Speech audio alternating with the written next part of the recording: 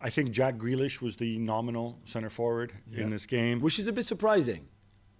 It was a bit surprising, I thought, considering that against Chelsea and PSG, he was playing in a different position. I don't know why you try him then for that game in that position where he's never played before. That's all.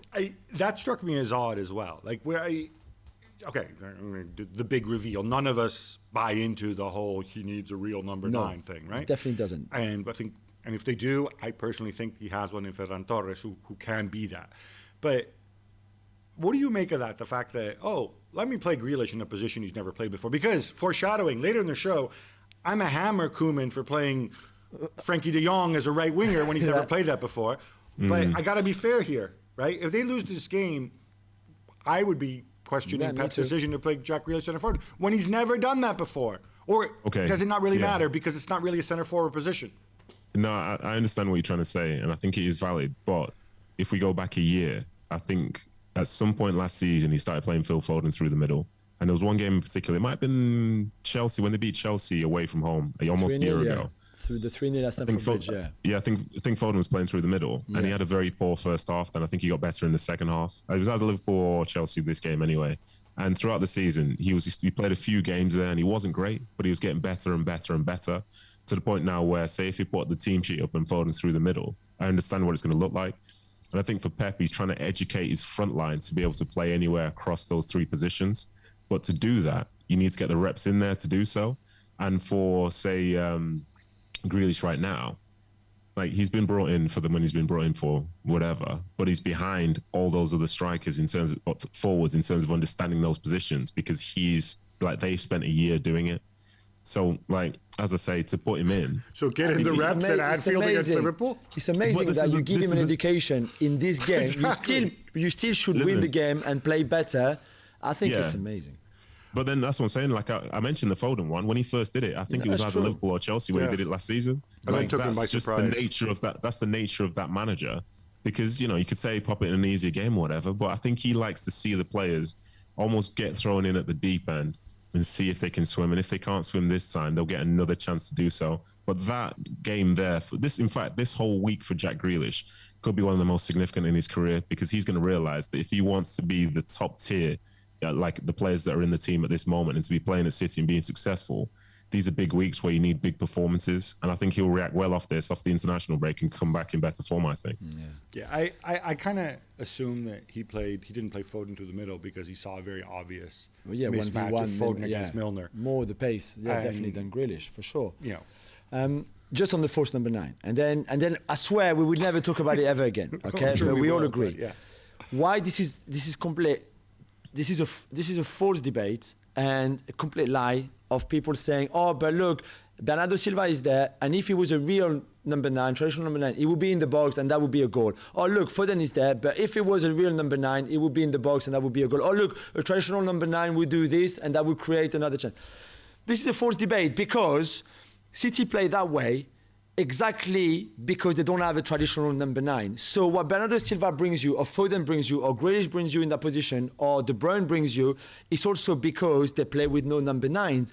Put a number 9 in there and City would play differently, create chances in a different way, and maybe you would have more fullbacks involved like they used to before when Aguero was at his best, and little overlaps and cutbacks and all of that, which they don't do so much now because they play with a false number 9.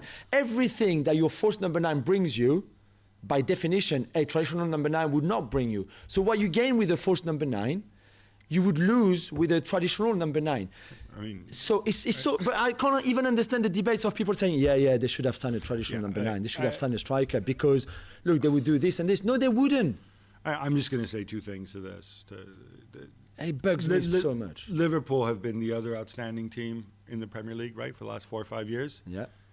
Their recognized center forward has either been Roberto Firmino, who's anything but, or Diogo Jota, who's a winger playing in the middle. If we really have to go and insist on labels.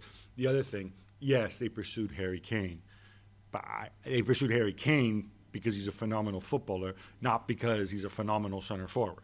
I think that should be pretty obvious. If that had been the case, they would have gone and they would have brought a guy in there as a plan B. And I think they might still do that, maybe in January or whatever, but I think that's the benchmark that they're using. Sorry to just say something about this, if possible. So this Harry Kane saga that went on during the summer, there are two ways that I see it. And I think, firstly, if City really, really wanted him and felt their season hinged on getting him, they would have gotten him. Oh, come That's the first thing that I think. That's the first thing I think. I think Daniel Levy might... Oh, wait, so you're saying they didn't really want... It's a bit like Cristiano Ronaldo. They want him, but only on their terms? Yeah. But then the other side of that debate is with Harry Kane, people saw him in a Man City shirt and they thought City are going to be scoring 10,000 goals a season with Harry Kane in there. So when they didn't get him, the feeling is like when you see somebody on a game show who's potentially going to win the biggest prize and then they don't get it and they walk away and they feel like they've lost, but they haven't lost anything because they never had it.